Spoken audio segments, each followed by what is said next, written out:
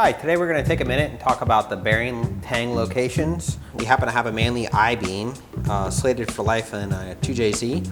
I've colored the tangs black with a Sharpie so you can see them on camera. I realize that some of these videos are going to be pretty elementary.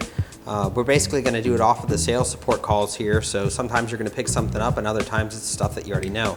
The bearing tangs always have to be on the same side of the rod. While the cap will fit on the other way, you will likely get an engine that will not rotate, and if it does rotate, it will not rotate for long.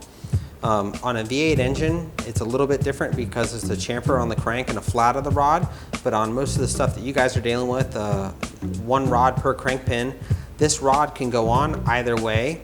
The tangs don't have much to do with that once the engine is operating, because the bearing crush of this housing is what's going to hold the bearing in place. On the new Dodge Hemis, for a few years now, they've had no tangs. It's simply a dated procedure that just kind of stuck around. It has no positive or ill effect if the housing bore is the right size and you've got the right bearing crush. I always make it a point of labeling the rod cap to its married rod when I open the box up, because this cap will bolt on another rod. However, again, this housing was machined as a pair. You cannot mix these up. If you mix these up, you're opening yourself up for a lot of problems. So when you take them out of the box, label them. Another thing worth noting is this is a doweled rod.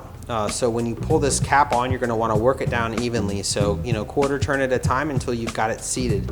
If you crank this thing down and then crank the other side down, you're likely going to change the shape of the dowel.